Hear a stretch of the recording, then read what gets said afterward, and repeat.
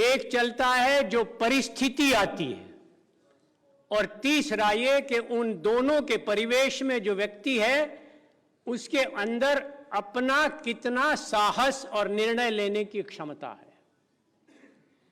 यदि इन तीनों का संयोग नहीं होगा तो किसी भी कर्म को सफलता की सीमा तक नहीं पहुंचाया जा सकता। जिस महान विभूति को श्रद्धांजलि अर्पित करने के लिए आज हम एकत्रित हुए हैं, जिनका नाम माननीय चौधरी चरण सिंह, उनके व्यक्तित्व में ये तीनों तत्व मौजूद थे। मैं उसकी कुछ घटनाएं बताना चाहता हूं आपको। पहला तत्व था, यहां बात कही गई, संजय सिंह जी ने भी कही, मनोज चले गए उन्होंने भी कही, कि एक तरफ गेहूं की बाली है और दूसरी तरफ मस्जिद और एक क्या त्रिशूल है। तो उस गेहूं की बाली की जीत क्यों होगी? जिस हिंदू धर्म के ठेकेदार, अपने आप को मानने वाले लोग आज सत्ता के ऊपर कुंडली मारे बैठे हैं, उन्होंने कष्ट नहीं किया उस हिंदू धर्म के जो मूल ग्रंथ हैं वेद और उपनिषद पढ़ने का। मुझे वो सौभाग्य मिला हूं, मैं अर्थशास्त्र का विद्यार्थी रहा हूं, परंतु पिताश्री की बदौलत, रघुवीर सिंह शास्त्री के, मेरा वो रुचि रही है। मैंने 22 उपनिषद पढ़े, 3 वेद पूरे पढ़ लिए,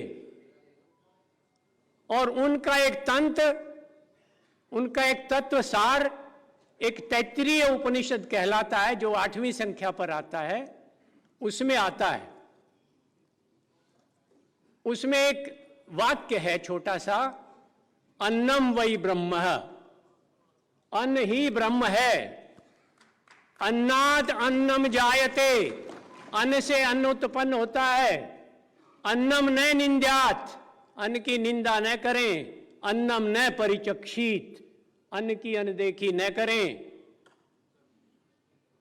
तो उस बाली की कीमत उस व्यक्ति को पता होगी जिसने जमीन का पेट फाड़कर और उसमें गेहूं का दाना बोकर, उसकी सिंचाई करके, उसकी गुड़ाई करके, उसको काट करके, और आज तो थ्रेशर और आपके पास हार्वेस्टर आ गए हैं, जब उस कांटों के फलसे को चलाकर उसको दाने को निकाल कर लोगों का पेट भरा था, उस धरती पुत्र चरण सिंह को श्रद्धांजलि देना है आज। उसको पता हो।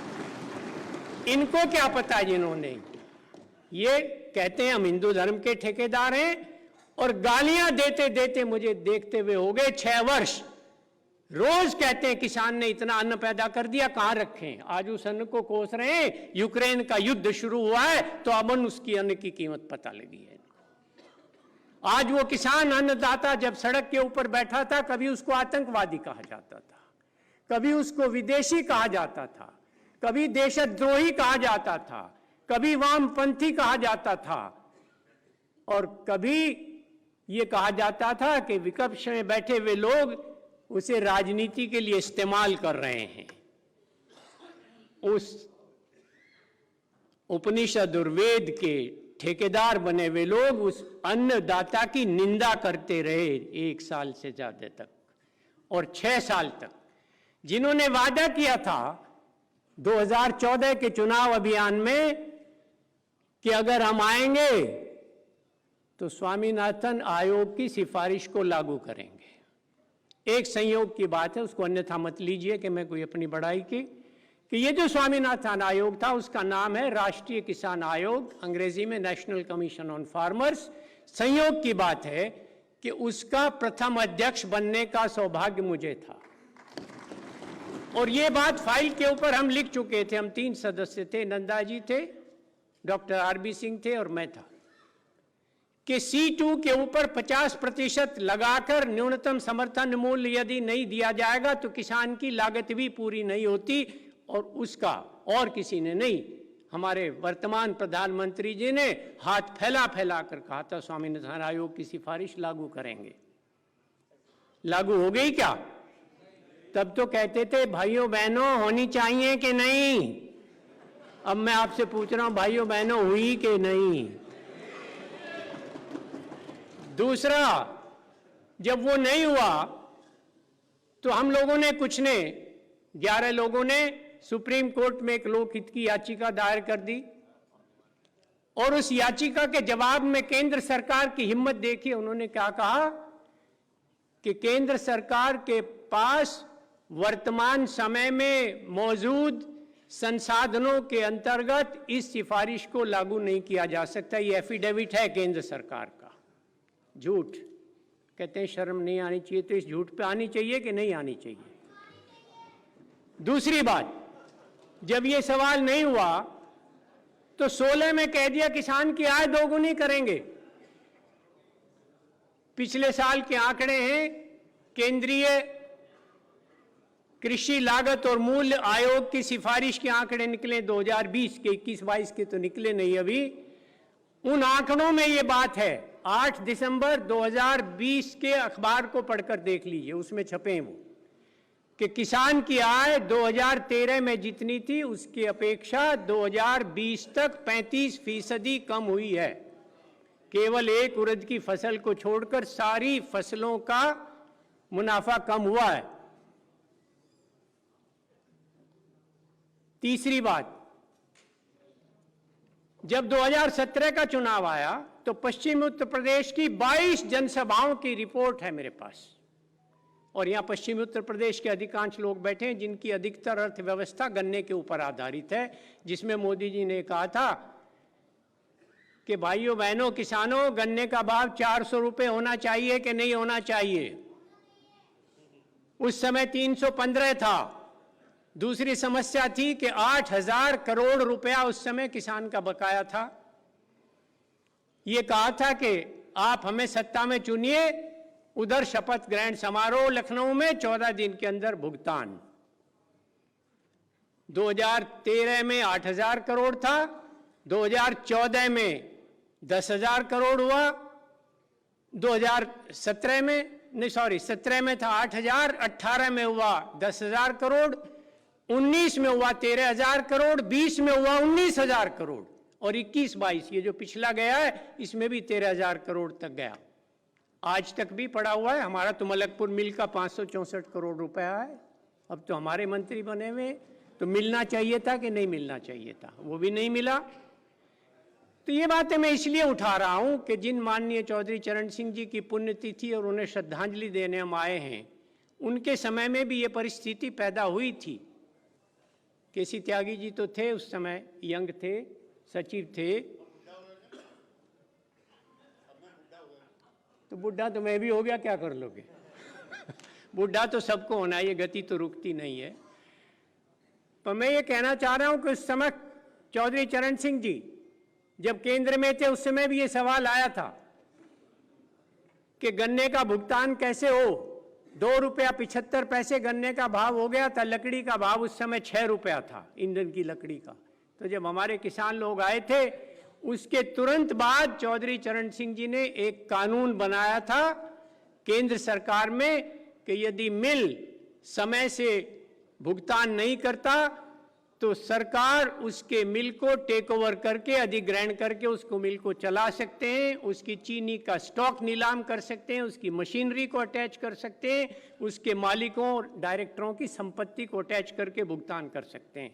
इस सरकार ने, कितने लोगों को पता है ये बात, कि 2015 में चुपचाप से उस कानून को समाप्त करा दिया लोकसभा से। बहुत कम लोगों को ये जानकारी है।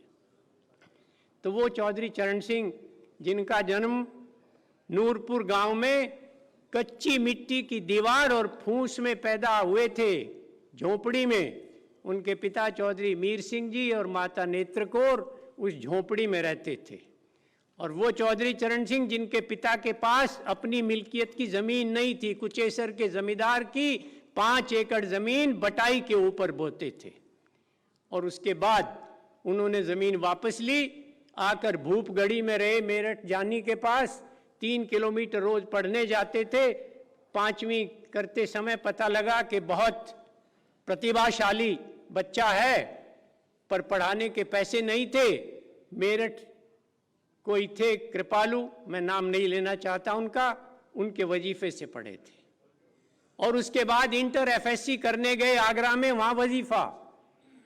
2019 में एफएससी किया, 21 में बीएससी किया, 23 में एमए हिस्ट्री किया, 25 में वकालत पास की एलएलबी, और 25 में नहीं 27 में एमए हिस्ट्री किया था और आकर वकालत शुरू की गाजियाबाद में। और वकालत के लिए बहुत लोग ऐसे थे जिनसे पैसे नहीं लिया करते थे, और जो किसान आते थे, मेरे दादाजी चौधरी अर्जुन सिंह, मेरे पिताजी के ताऊ, वो स्वयं गवाह थे इस बात के कि जब चौधरी चरण सिंह जी के पास लोग आते थे तो उन्हें कहते थे ये अदालतों में पैसा खराब मत करो, किसी तरह हो सके तो समझौता कराया करो। आधे से ज्यादा चीजों में फैसला करवा दिया करते थे लोग। फिर मेरठ गए, गाजियाबाद में आर्य समाज की स्थापना की, कांग्रेस के सदस्य बने, मेरठ जाकर फिर कांग्रेस के सचिव बने। फिर 1946 में, सबसे पहले तो 37 में डिस्ट्रिक्ट बोर्ड के निर्विरोध सदस्य चुने गए, उपाध्यक्ष रहे। 46 में उत्तर प्रदेश, उस समय उत्तर प्रदेश नहीं था, उस समय नाम था संयुक्त प्रांत आगरा और अवध, उसकी विधानसभा में चुने गए, संसदीय सचिव बने। 52 में एमएलए बने, 57 में बने, 62 में बने, 67 में बने और 69 में बने, और इस पूरे कार्यकाल में मंत्री रहे। और सन 67 में जब सबको ये था कि अब चौधरी चरण सिंह जी ही सबसे प्रमुख व्यक्ति हैं जिनको मुख्यमंत्री बनना चाहिए, उस समय कांग्रेस ने उनको मुख्यमंत्री नहीं बनने दिया और अपने साथियों के साथ बात करके 17 विधायकों को लेकर, जो ब्रिटिश पार्लियामेंट्री सिस्टम में परंपरा है, फ्लोर को ट्रेजरी बेंच से हटके दूसरी तरफ जाकर बैठे, सरकार गिराई, उस समय मुख्यमंत्री बने थे। ये बात केसी त्यागी जी ने सही कही है जैन, कि ये संघर्ष से निकलती है सत्ता। हम तो बहुत सौभाग्यशाली हैं कि हमें क्या देकर गए हैं, और उसी समय उन्होंने, आज हम जाति गणना की बात कर रहे हैं, आरक्षण की बात कर रहे हैं, चौधरी चरण सिंह जी ने जातिगत आरक्षण की बात नहीं की थी, ये भी मैं कहना चाहता हूं आपसे। उन्होंने कहा था 60% ग्रामीण जनता को, जिसमें भूमिहीन किसान भी सम्मिलित हों, उनको आरक्षण मिलना चाहिए। और वही थे अकेले जिन्होंने प्रस्ताव किया था, जिसका केसी साहब ने चर्चा किया और जैना जी ने, कि जो अंतरजातीय विवाह नहीं करता उसको खाली गजेटेड ही नहीं, कोई सरकारी नौकरी नहीं मिले, अपने आप जातिगत व्यवस्था समाप्त हो जाएगी। और आज वही लोग जाति गणना का विरोध कर रहे हैं जिन्होंने जाति बनाई थी। जाति हमने नहीं बनाई थी, जाति उन्होंने बनाई थी। हमने तो देखा है, जब मैं अपने गांव ककोर से छपरौली जाया करता था 5.5 किलोमीटर 6ठी से 10वीं पढ़ने, तो बदरखा में जो पंडित जी की प्याऊ थी, और तो छोड़िए, जाट भी जो जाते थे उनके करवे के उसके बीच में नुलकी लगा दी जाती थी, और हरिजनों को, दूसरों को तो कहने की बात छोड़ दीजिए। तो जिन्होंने जाति व्यवस्था की वही उसका विरोध, कहाँ हमने थोड़ा ही की है। राजस्थान में तो आप लोगों को पता नहीं है कि केवल 3 जातियों को छोड़कर, राजपूत को, ब्राह्मण को और बनिए को, सिंह पर नाम रखने की इजाजत नहीं थी, किसी को विद्यालय में दाखिल होने की इजाजत नहीं थी, शिक्षा लेने की इजाजत नहीं थी। अगर ठिकानेदार के सामने से कोई जाट या गुजर या कोई अहीर या कोई और जाति निकलती थी तो उसको जूती हाथ में लेनी पड़ती थी, ऊंट या घोड़े पर या बैलगाड़ी ऊंट गाड़ी पर बैठता था तो नीचे उतर के जाना पड़ता था। उसके खिलाफ 1934 में आंदोलन हुआ था। तो उन माननीय चौधरी चरण सिंह जी, जिन्होंने 67 में मुख्यमंत्री बने, और मुख्यमंत्री बनने के बाद एक और घटना, ये देखिए संस्कृति क्या है, ये लोकतंत्र क्या है, ये संस्थागत स्वरूप क्या है, ये परस्पर सहनशीलता और सहिष्णुता क्या है, उसका एक सबूत कि उन्हीं के साथी सोशलिस्ट पार्टी के लोगों ने ये मांग की कि इंदिरा गांधी आ रही हैं लखनऊ, उनको गिरफ्तार किया जाए, और उसके लिए धरने पर बैठ गए, हिंसक आंदोलन कर दिया। चौधरी चरण सिंह जी, आपके याद होगा जयंत, मैंने नूरपुर में भी ये बात बताई थी, अलीगढ़ में भी आपके आगे बताई थी कि चौधरी चरण सिंह जी ने उन्हें अपनी पार्टी के लोगों को गिरफ्तार किया, और जब इंदिरा जी आई, प्रधानमंत्री थी, तो हवाई अड्डे पर लेने गए, और उस सभा में हालांकि बोले नहीं, पर उनके साथ जब तक वो वापस नहीं गई ससम्मान, तब तक उनके साथ रहे। ये लोकतंत्र की परंपरा का निर्वाह करने का, ये विपक्ष को बर्दाश्त करने की बात होती है। और फिर जब नहीं काम चला तो उस लोकसभा, उस विधानसभा को इसी एक मुद्दे के ऊपर भंग करके और चुनाव कराया था। ये पहला भारत के इतिहास में कोई विधानसभा भंग हुई तो वो माननीय चौधरी चरण सिंह जी ने की थी, बहुमत में रहते हुए, बहुमत समाप्त होने के बाद नहीं, अधिकार पूर्वक की थी। और फिर जो मिड टर्म चुनाव हुआ उसमें प्रेस को ले जाने का जिम्मा मेरे जिम्मे हुआ करता था। उस समय मैं लॉ करके निकला था 1 साल पहले, तो मैंने वो जनसभाएं देखी हैं, किस तरह से लोग उमड़ते थे। आज की तरह नहीं था कि बसें, मोटरसाइकिलें, कारें, पैदल आते थे लोग, और क्या उन सभाओं में जज्बा होता था। तो उस 1969 के मिड टर्म पोल में माननीय चौधरी चरण सिंह जी ने भारतीय क्रांति दल के बैनर के ऊपर 98 सीटें जीती थी उत्तर प्रदेश में, अकेले 98 सीटें। और फिर वो दूसरी सरकार बनी, वो फिर 8 महीना रही, क्योंकि वो कांग्रेस के साथ बनी थी। उन्होंने अपने साथियों, माफी चाहता हूं मैं समाजवादियों से, उन समाजवादियों के उस अनुशासनहीनता के कारण चौधरी चरण सिंह जी को मजबूरी में कांग्रेस के साथ मिलकर वो सरकार बनानी पड़ी थी। वो 8 महीना चली थी और फिर वो छोड़ी। उसके बाद तो आपको पता है कि आपातकाल में जेल में गए, 19 महीना जेल में रहे। आने के बाद जो जनता पार्टी बनी उसमें मुख्य भूमिका उनकी थी, और जनता पार्टी का जो चुनाव चिन्ह था हल्का निशान, त्यागी जी वो आपकी पार्टी का था ना, हल्का निशान, तो वो हल्का निशान था। और जब अलग हुए थे उस समय जनता कांग्रेस बनाई, फिर भारतीय क्रांति दल बना, जिसके प्रथम अध्यक्ष थे महामाया प्रसाद सिंह। आप कुछ लोगों के नाम भूल गए, त्यागी जी आपका ध्यान आकर्षित। चौधरी चरण सिंह के साथ बंगाल के पूर्व मुख्यमंत्री अजय मुखर्जी हुआ करते थे, बिहार के मुख्यमंत्री महामाया प्रसाद सिंह हुआ करते थे, तख्तमल जैन जो मध्य भारत असेंबली के चीफ मिनिस्टर थे, मध्य प्रदेश के नहीं, मध्य भारत के, जिसकी नागपुर में राजधानी थी, वो हुआ करते थे।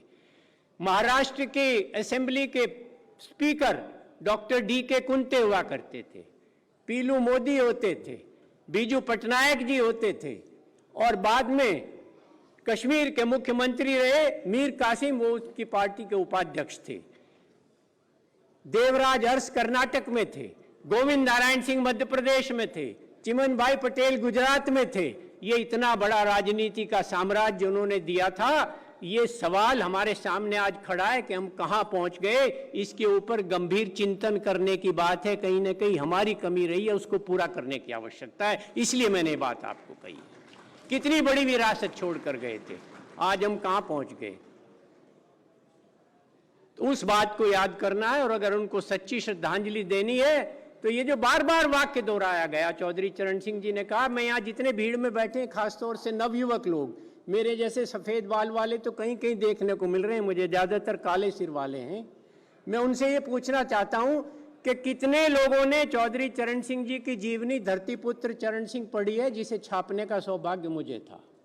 कितनों ने पढ़ी नवयुवकों में? कितनों ने उनकी भारतीय अर्थशास्त्र की रूपरेखा पढ़ी है? Joint farming x-rayed, nightmare of Indian economy, India's poverty and its solutions, और जमींदारी अबोलिशन, ये किताबें उनकी पढ़ी है। तब पता लगता है कि चौधरी चरण सिंह जी का व्यक्तित्व क्या था, क्या वो हमें देकर गए। और अंत में एक बात कहकर अपनी बात समाप्त करता हूं कि वेद में, अथर्ववेद में एक 9 मंत्रों का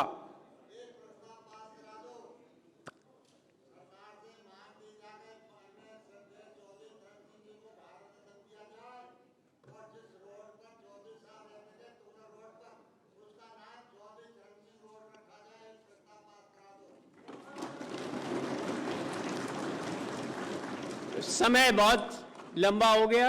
ये इतनी बड़ी पुराण है कि मैं कई दिन तक बोल सकता हूं, जैसे त्यागी जी ने कहा, परंतु सब लोगों की स्थिति देखकर मुझे अपना लोभ संवरण करना पड़ रहा है। अंत में एक बात कहता हूं श्रद्धांजलि देने के लिए कि 1 मिनट ये सुनिए, ये क्योंकि पहले से इसमें किसी को मतभेद नहीं है, पर ये क्योंकि एजेंडा में नहीं था आज। तो वेद में एक मंत्रों का समूह आता है। भाइयों 2 मिनट और बैठ लो, जहां इतना समय हो गया। तो मैं ये कहना चाह रहा हूं कि प्रधानमंत्री पद तक पहुंचे और प्रधानमंत्री के समय एक पुलिस आयोग का गठन किया था, जो बहुत कम लोगों को पता है, जो पुलिस प्रशासन और उसके भ्रष्टाचार को रोकने के लिए, उसकी जांच करने के लिए बना था। तो आज उनको श्रद्धांजलि देनी है, तो अथर्ववेद का एक मंत्र बोल के समाप्त करता हूं। अपूपवान घृतवांश्च रूरे है सीदतु लोककृत पथिकृतो यजामये देवानाम ये के च हुत भागा इह अस्थ। इसका अर्थ ये है कि जो लोक निर्माता, जिन्होंने हमें समाज दिया, हमें जन्म दिया, हमें घर दिया, परिवार दिया, राजनीति दी, उनको सच्ची श्रद्धांजलि जब होगी जब उनके पद चिन्हों पर चलकर उन्हीं परंपराओं को हम कायम करेंगे। बहुत बहुत धन्यवाद। चौधरी चरण सिंह जी अमर रहे, इस नारे के साथ ये समाज।